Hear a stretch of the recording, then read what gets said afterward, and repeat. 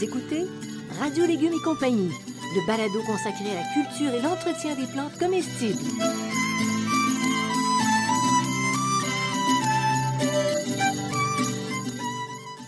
Laitue, Basilic, plantation, poivron, bleuets, pollinisation, haricots, arrosage, fraises, insectes ravageurs et maladies, concombres. fertilisation. Radio Légumes et compagnie, le balado qui vous dit tout pour cultiver et entretenir simplement les plantes comestibles de façon naturelle.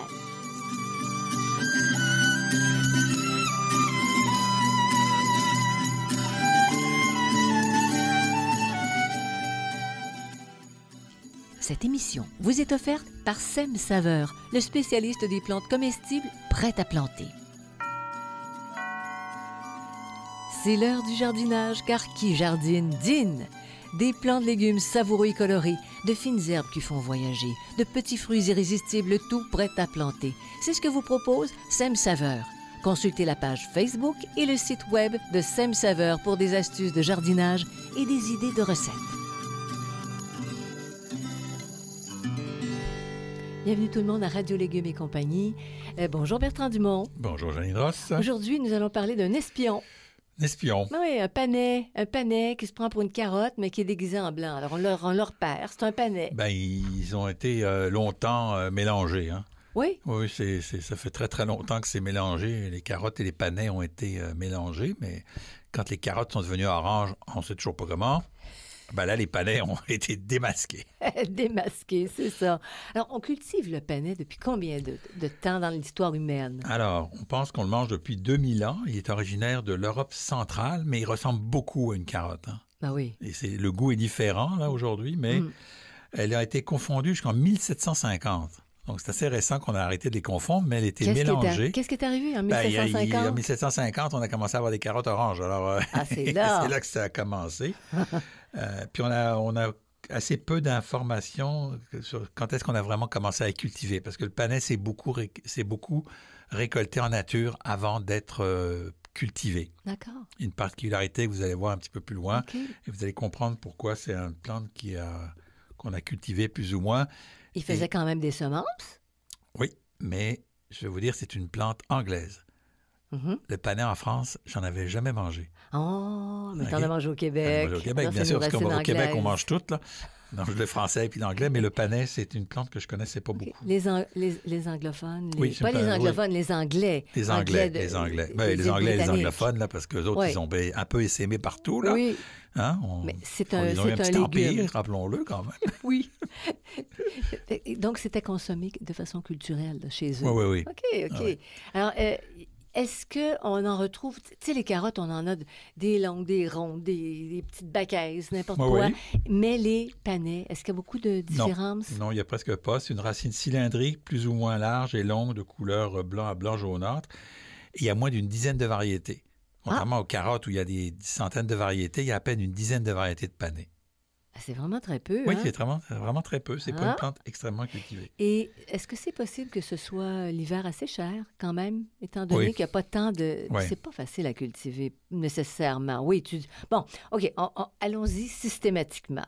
Ça prend combien de temps pour obtenir des panais matures? 95 à 120 jours. C'est très long. C'est très long. Ça pousse très lentement, le panais. Puis, la carotte, n'est pas très rapide non plus, mais le panais, ça l'est. Puis si on parle de goût, si on distingue entre les carottes et le panais? Alors, le panais, c'est à la fois sucré et âcre, avec des arômes de noisettes, alors que les carottes sont sucrées, légèrement acides et croquantes. Là. Donc, il n'y a pas le petit côté croquant quand vous croquez dans un panais. Oui. Ça n'a pas le goût de la carotte. Puis le panais, ça ne se mange pas tout à fait cru. Là. Moi, le panais cru, je ne peux pas dire que ça me tente. Puis tu vois, on parle toujours je te demande toujours qu'est-ce que ça goûte. Puis tu vois, parce que je ne peux pas en prendre cru. Oui. Je peux pas, je suis allergique, je suis très allergique. Et cuit, oui. Donc, le goût du goût cru, je ne sais pas. Mais il y a un petit goût de noisette quand même, là, qu'on retrouve. Mais c'est vrai que cuit, on perd un peu cet arôme-là. C'est un petit peu pâteux. Plus pâteux que la carotte. Oui, c'est ça. La carotte est vraiment croquante, alors que ça, c'est pâteux, effectivement. C'est ça.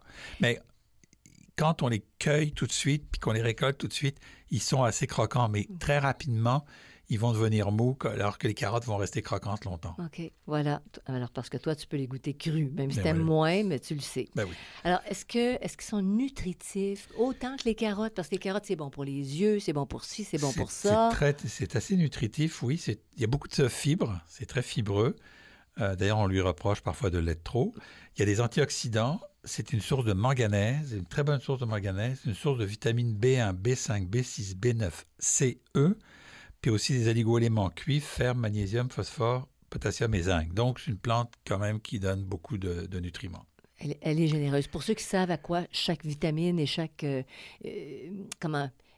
vitamines et minéraux servent, ben c'est très instructif. C'est ça. Bon, et est-ce que ce sont des plantes qu'on considère comme maraîchers comme étant exigeantes? Ben, elle va demander du soleil, une terre bien meuble et bien drainée, puis c'est une plante peu gourmande et sobre. Alors, c'est pas une plante très exigeante sur le plan général de la culture, là, mais elle est une culture assez difficile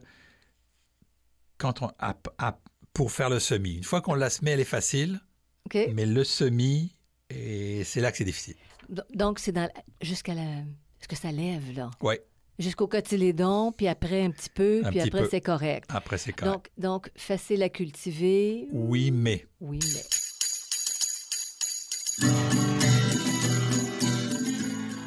Vous écoutez Radio Légumes et compagnie, le balado consacré à la culture et l'entretien des plantes comestibles.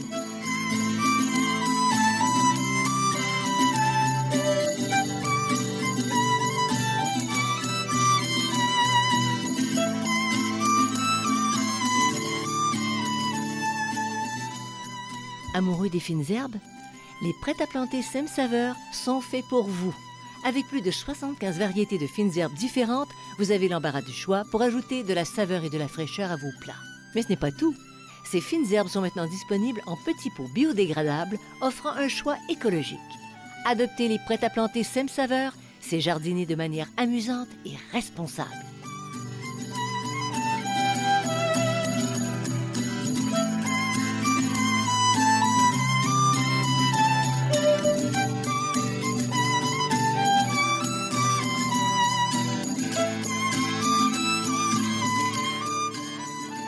Vous écoutez Radio Légumes et compagnie, le balado consacré à la culture et l'entretien des plantes comestibles. Les panais, on les sème ou on peut les démarrer, prendre un petit peu d'avance en pot avant? Ils se transplantent difficilement, donc on doit les semer directement au potager. On peut pas les transplanter, ça se transplante comme les carottes, ça se transplante pas. En général, les légumes racines, là, ça se transplante pas. OK? Les sols dans la température à au moins 15 degrés Celsius. Pour le mettre, pour semer, oui, là? Pour semer, il faut au moins 15 degrés Celsius. Et c'est assez important, moins que ça, là, vous allez avoir de la difficulté. On sème en ligne ou à la volée. On recouvre les graines de 1,5 cm de terreau, donc quand même un petit peu de terreau. Jusqu'à la levée complète, le terreau doit rester constamment humide. Et ça, c'est la difficulté. Si c'est pas constamment humide, ils ont de la difficulté à lever. Tu n'auras pas de qualité de légumes. Hein? Ça peut... Il lève pas. Il lève même pas. Il lève pas. Oui. Et la germination a lieu au bout de 14 à 21 jours. Il faut que tu aies l'œil de lynx pendant 21 jours. Il faut que tu gardes l'humidité au sol pendant 21 jours en te disant il n'y a rien, puis ils n'ont pas poussé, puis non, ils vont pousser, mais ils sont très longs, c'est pas pressé de sortir les panais. Alors, j'ai une question pour toi, Bertrand. Tu dis 1,5 cm de terre par-dessus, c'est pas beaucoup. Garder ça humide, quel serait le meilleur moyen pour pas déplacer les graines parce que ça leur prend tellement de temps à lever pour garder l'humidité pendant 21 jours là, sans avoir à être collé dessus. Si tu les enfonces trop, elles ne lèveront pas. Si tu n'enfonces pas assez, elles vont sécher. Tu n'as pas tellement le choix. Puis si tu arroses à grand eau, tu les déchausses. Il ne faut pas arroser à grande eau. Il faut arroser à eau. Une vaporisation par jour? Une vaporisation un peu plus. Là. Mais un petit jet, comment dire, une petite pluie fine. Là. Pour ne pas déplacer ta terre. Oui, c'est ça. Non, le gros jet fort, on oublie ça. Là. Bon, mais de toute façon, les semis, on devrait toujours arroser légèrement. Là, sans pas vaporiser, pas brumiser, mais un peu plus et pas le gros jet là, entre les deux. Là. Puis, si on mettait, par exemple, comment tu appelles ça? Quand on fait du fromage, du coton fromage, admettons, l'équivalent pour protéger Justement, t'es semis. pas toi. Mais je le ferais. Bon, on Pour garder laissera l'humidité. un jour. Là. Est-ce que c'est possible? Je ne sais pas, j'ai jamais essayé. J'ai jamais essayé. Tu as toujours réussi sans ça. Non, j'ai jamais réussi le panais. Ah! Ah! Avec du coton fromage piqué, là. Non, j'ai jamais réussi le panais. J'arrive pas à le faire lever. Fait que c'est difficile. Oui. OK, c'est vraiment difficile. Ah, c'est pour ça que je te dis, là. Oui. Donc, une fois qu'il est levé, et puis on peut l'éclaircir de manière à laisser 5 à 8 cm, à peu près comme les carottes autour, là. Donc, ça va. Fait que tu donnes les informations, mais tu vas t'entêter parce que moi, je vais t'en redemander. Ben oui, je sais. Tu vas t'entêter puis tu vas réussir un jour. Je sais, peut-être un jour. C'est pour ça que le métier de maraîcher, ça ne s'invente pas, ça se pratique. Ben oui, ça se pratique. Hein? Ben oui, ça s'apprend pas dans les livres, ça s'apprend... à faire. Je vais vous dire pourquoi est-ce que j'ai des difficultés. Là, je pense que j'ai des difficultés. Allez, on continue. OK. Alors, sur quelle profondeur, par exemple, on devrait préparer le sol avant de semer des panais? Alors, c'est ça qui est le problème. Il faut au moins 20 cm et presque 30 cm parce que la racine est très longue. OK? C'est ça le secret. Oui, c'est le secret, mais moi, je l'ai essayé dans des conditions où il y avait beaucoup de terre qui était très, très meuble, puis ils ne sont pas levés. Donc, j'ai jamais su si ma terre est assez profonde ou pas. Ils ne lèvent pas. Bon. OK? Donc, ça, c'est un problème. OK? Et ça, la raison pour laquelle ils ne lèvent pas, c'est la précaution particulière, c'est que c'est des courtes durées. Ah, la germination de la semence. La semence ne dure qu'une année seulement. Si tu reprends celle de 2 ans, tu n'as pas de résultat. Oublie ça. C'est pour ça. Ben oui, c'est ça que je te dis. Donc, si elles ne sont pas fraîches, la germination est très aléatoire. Donc, il faut trouver un semencier il faut être assuré que le semencier, c'est des graines de l'année. Parce que si ce n'est pas des graines de l'année, oubliez ça, ça va lever à 10 15 C'est vraiment la particularité, c'est que cette plante demande des semences qui sont extrêmement fraîches. Donc, et normalement, il faudrait les semer. C'est-à-dire que ce qui se passe, c'est que c'est dans leur habitat naturel, elles vont tomber au sol puis elles vont germer tout de suite, quasiment dans les quelques mois. Mais nous, là, c'est avec nos hivers, c'est plus compliqué. Donc, c'est ça qui est difficile avec le panais, c'est de le faire germer parce que les semences ne durent pas longtemps. Fait que ton estime de toi n'est pas encore atteinte, je comprends. Si tu achètes des semences qui sont dépassées... Il y a bien d'autres choses dans cette maison qui vont me bousiller mon estime de moi, mais ça, c'est un autre dossier. Là, on n'en parlera pas ici. Là, non, mais le pouvoir germinatif, il faut le considérer. Oui, mais tu as totalement raison. C'est pour ça que je dis oui. Une fois que c'est germé, ça va bien, mais c'est beau c'est de les faire germer parce qu'il faut vraiment s'assurer d'avoir des semences qui sont bien fraîches. Donc, il faut racheter les semences tous les ans. Là. Fait qu'à l'école, quand tu as appris ton métier là, il y a longtemps, ça marchait. Non, parce qu'on ne faisait pas de panais à mon école. Je ne viendrai jamais. Mais non. Alors, c'est pour l'année prochaine. Parce que je te le dis, c'est pour ça que je te dis, c'est des légumes anglais, parce qu'en France, on ne bouffe pas de panais. Moi, j'ai jamais on a semé de la carotte en quantité industrielle, du radis, du concombre, tout ce que tu voudras, mais il y a des légumes, du réfort. On n'en parlait même pas dans les cours. Le panais, on n'en parlait même pas dans les cours. Il y a des plantes comme ça dont on parlait absolument pas. Là. Il fallait que tu viennes t'installer au Québec pour découvrir. La canneberge, on n'en parlait pas non plus, parce que les Français ne cultivent pas de canneberge. Les Britanniques, oui. Les Britanniques, oui. Ils ont des tourbières. Ils ont des tourbières, oui, mais ils ne sont pas les plus gros importateurs de producteurs de canneberge au monde. C'est le Québec. Non, madame. C'est le Brésil maintenant. Non, madame. C'est quoi? Le Chili. Ah, c'est le Chili, c'est ça. Le Canada et principalement le Québec et les États-Unis. Mais le Chili a des grandes surfaces de canneberge. Okay, mais les premiers producteurs de canneberge biologique au monde, c'est au Québec. C'est ça que j'avais retenu en quelque part. Biologique. Non, mais Bertrand, tu me fais rire parce que tu t'éloignes des îles britanniques, tu t'en viens au Québec, mais ici, c'est une fusion entre l'anglo et le franco. Je le sais.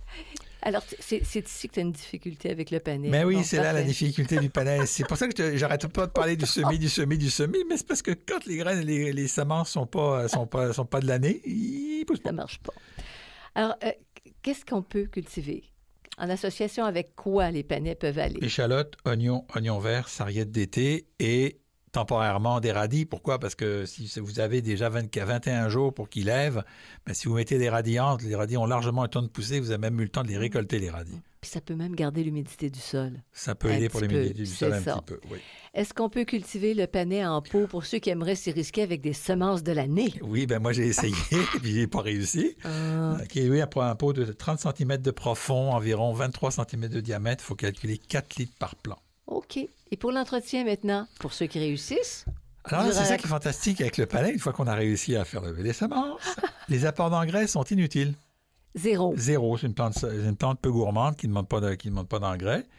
Les arrosages, une fois que ça a levé, presque plus d'arrosage. Une plante sobre, elle n'a pas besoin de beaucoup. Et si vous arrosez trop, les racines vont être plus courtes. Si vous arrosez moins, les racines vont descendre chercher de l'eau en profondeur. Donc, moins il y a d'apport d'eau, plus les racines descendent. Alors, c'est sûr que quand elles ont levé puis qu'elles ont quand même quelques centimètres, on commence à réduire. Mais donc, c'est une plante merveilleuse. Hein? Elle ne demande pas d'engrais puis elle ne demande pas beaucoup d'eau quand elle a levé. Mais les carottes, c'est pas facile non plus. Les carottes à lever, c'est pas facile. Une fois que c'est parti, là, ça va, mais c'est pas facile à faire lever. C'est ça. C'est de la même famille. C'est une apiacée, là, fait que c'est de la même famille. Et parlons des ennemis du panais qu'on connaît pas personnellement. Ils ne représentent pas de véritables problèmes, là, en général, mais on va avoir des mouches de la carotte, du charançon de la carotte, du papillon du céleri et des vers gris. C'est à peu près ce qu'on a habituellement, mais comme je vous dis, on n'a pas beaucoup. Parfois de la gale, du chancre, puis la jaunisse de l'astère. Mais encore là, c'est assez rare. C'est assez rare, puis c'est les mêmes problèmes que pour les carottes, en fait. Exactement ça.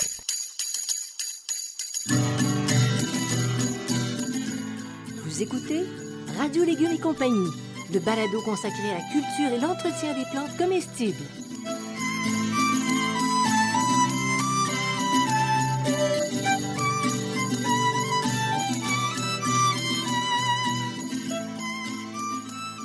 Vous êtes à la recherche de réponses sur la manière de cultiver votre potager, vos légumes et vos fines herbes?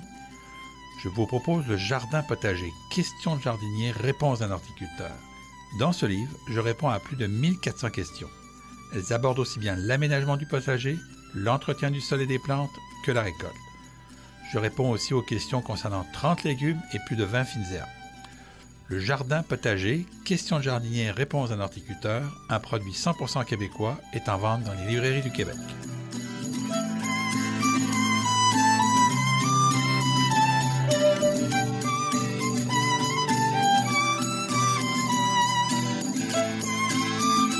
Vous écoutez Radio Légumes et compagnie, le balado consacré à la culture et l'entretien des plantes comestibles.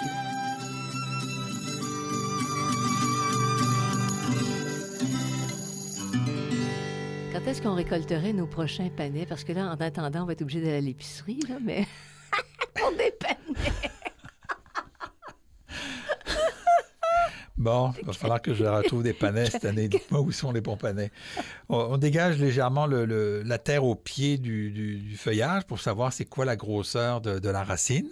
OK? Et puis on arrache selon la grosseur souhaitée. Si on veut des gros panais, on attend qu'ils deviennent gros. Puis on dit qu'après un léger gel, la chair du panais est un peu plus sucrée. Là. Donc, quand ils ont gelé, il y a plus de sucre qui viennent dans la racine. Donc, on pourrait garder ça jusqu'au mois de décembre, dans le fond. Octobre-novembre, ouais. le panais. Ouais. Parce qu'on parle de gel. Oui, de gel léger. Léger, c'est ça. Léger. Donc, les premiers gels à -2, -3, là, la plante va commencer à se transformer. Donc, ça va être un peu plus sucré. OK, puis la meilleure façon de récolter les panais... Mais je ne sais pas panais... parce que je suis jamais arrivé. J'étais sûre. Mais t'en as cultivé. T'en as fait. On en a fait. Il n'était pas très gros. C'est ça. Il faisait 2 cm. C'est ça. Je préfère même pas en parler. Donc, meilleure façon de les récolter. Par temps sec et ensoleillé. Donc, on va les arracher à la fourche bêche pour ne pas les abîmer. On laisse les racines sur le sol pendant quelques heures, le temps qu'elles sèchent, si c'est un peu humide. Et puis, on les rentre tout de suite pour les consommer ou les conserver. Comme la carotte. Donc, quelques mois dans un réfrigérateur à 4 degrés, puis c'est correct. C'est ça. Alors, est-ce qu'on devrait les laver et faire sécher avant de les conserver? Non, il faut éviter de le faire. On les brosse parce que la petite pellicule de terre, quand on vous les vend propres, là, parce que bon, les gens les veulent propres. Mais si vous les conservez pas lavés, la petite pellicule de terre dessus va protéger contre les moisissures. Bon. Donc, on le fait pas. Je sais qu'il y en a qui n'aiment pas ça parce que ça fait de la terre dans les bacs de légumes. Mais bon, une fois la saison finie, on nettoie les bacs de légumes, mais il y a un petit peu de terre dans le fond. Mais cette pellicule-là protège encore plus, donc on évite la pourriture. Dans les frigidaires, c'est moins pire, mais si vous avez une chambre froide, ça, c'est parfait avec un peu de terre. Parce que si vous les lavez, il y a de l'eau qui rentre, puis l'eau, ça va provoquer pourriture. C'est ça. Donc, en les lavant pas, vous les faites. Dans la chambre froide, c'est parfait. Ça, j'aurais aucune objection. Aucune objection à ce qu'il y ait un peu de terre. Je le savais. Alors, pour les manger, tiens. Cuite, bouillie, braisée, en purée, principalement. Et c'est bon en purée. C'est bon en purée, mais malheureusement, cru, c'est pas terrible non plus, là. Donc, c'est vraiment cuit dans toute sa splendeur. Oh, oui, ça révèle son goût, puis bon. Alors, voilà qui complète l'histoire du panais. Mais là, je ne m'attendais pas à ça. Parce que tu en avais fait quand même. En effet, oui, mais c'était pas impressionnant, effectivement. Je t'ai pas dit, ça fait 3 fois que je me réessaye pour faire du panais. Alors, on vous invite à consulter les pages radiolégumes.com, écouter les balados comme ça vous tente, quand ça vous tente. Je voudrais remercier Sam Saveur qui nous soutient dans cette démarche de vulgarisation, dans le fond. Oui. Et Xavier Gervais-Dumont pour la musique de l'émission, Charles pour l'assistance technique. On vous souhaite santé, prospérité, longévité, puis de venir nous écouter encore à l'occasion. Ça nous fait bien plaisir. Puis dites-nous si vous avez réussi à faire du panais, vous. Oui, bonne. Oui, partagez nos connaissances. Ben oui. Bye tout le monde, portez-vous bien. À la prochaine.